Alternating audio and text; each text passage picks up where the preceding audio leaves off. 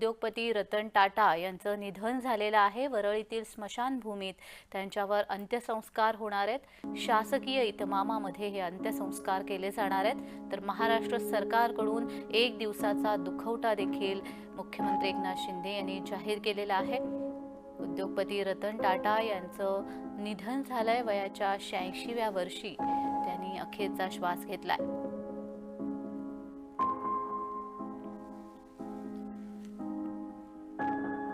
उद्योग क्षेत्रातलं एक द्रष्ट नेतृत्व म्हणून ज्यांची ओळख होती असं हे व्यक्तिमत्व आज आपल्यामध्ये नाहीये। उद्योगपती रतन टाटा यांचं निधन झालेलं आहे।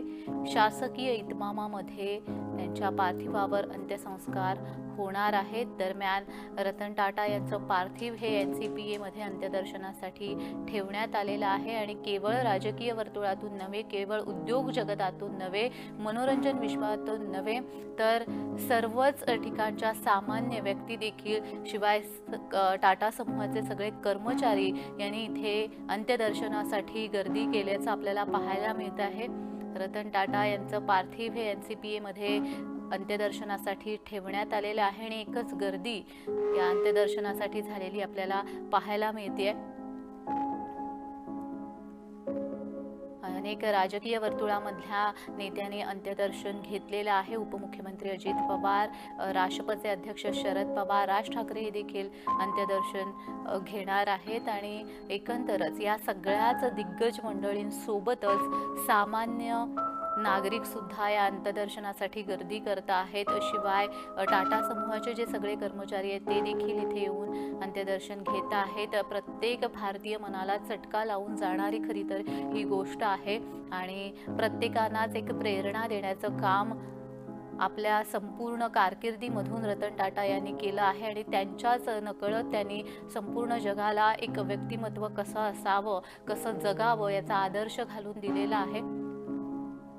राज ठाकरे हे अंत्यदर्शनासाठी NCPA मध्ये पोहोचल्याचं नुकतंच आपल्याला समजतं आहे। रतन टाटा यांचं पार्थिव हे NCPA मध्ये अंत्यदर्शनासाठी ठेवण्यात आलेलं आहे आणि नुकतेच राज ठाकरे हे देखील तिथे पोहोचलेले आहेत।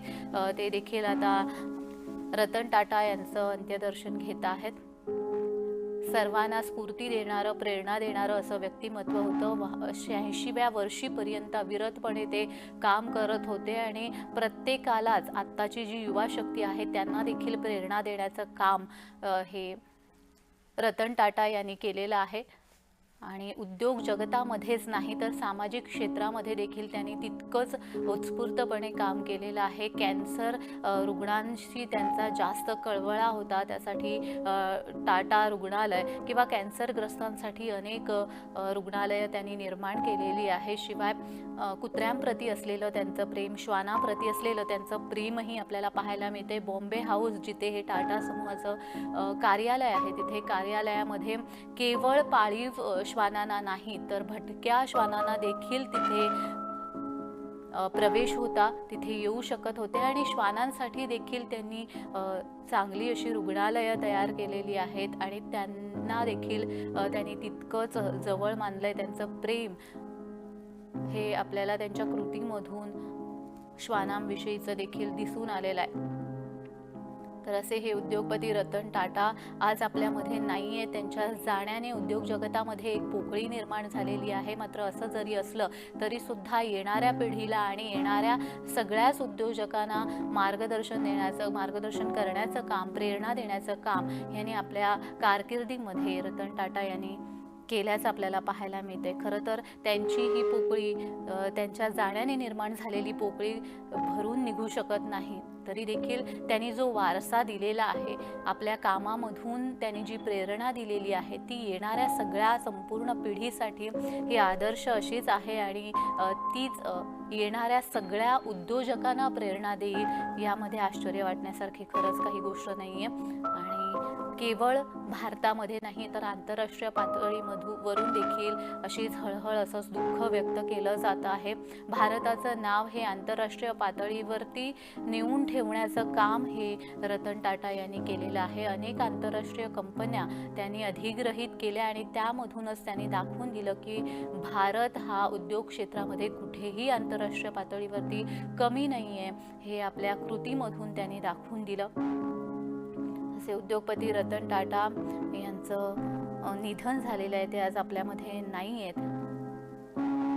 यांच्या पार्थिवाच्या अंत्यदर्शनासाठी NCPA मध्ये देखील बरीच गर्दी झाल्याचं आपल्याला पाहायला मिळते आणि पोलिसांचा चोख बंदोबस्त इथे ठेवण्यात आलेला आहे. त्यांच्या प्रत्येक कामामधून त्यांनी एक आदर्श घालून दिलेला आहे आणि कसं जगावं, समाजाप्रतीचं भान कसं राखावं हे देखील रतन टाटा यांनी दाखवून दिलेलं आहे. 26/11चं उदाहरण हे सर्वश्रुत आहे. 26/11च्या हल्ल्यामध्ये केवळ 26/11च्या हल्ल्यामध्ये ताज हॉटेलमध्ये असलेल्याच नागरिकांना असं नाही तर आजूबाजूला जे फेरीवाले होते, जे जखमी झाले होते, त्यांना देखील त्यांनी चांगल्या रुग्णालयामध्ये उपचार त्यांच्यावरती करून घेतलं. असे हे उद्योगपती रतन टाटा हे आज आपल्यातून निघून गेलेत.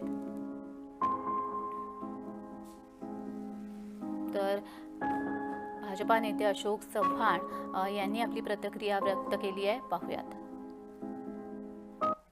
प्रख्यात उद्योगपती श्री रतन टाटा यांचं काल निधन झालं आणि अतिशय दुःखद वार्ता आहे. अर्थात वृद्धपकाळाने अल्पशा आजाराने ते आपल्यातून आज जगाचा निरोप घेऊन गेलेले आहेत. त्यांच्या जाण्याने देशाची मी तर म्हणजे जागतिक पातळीवर सुद्धा खूप मोठी हानी झालेली आहे. आपला टाटा उद्योग समूह अतिशय तरुण वयामध्ये ज्यांनी स्वीकारला, जिम्मेदारी घेऊन टाटा समूहाला आणि देशाला गुंतवणूक मोठ्या प्रमाणात आणली.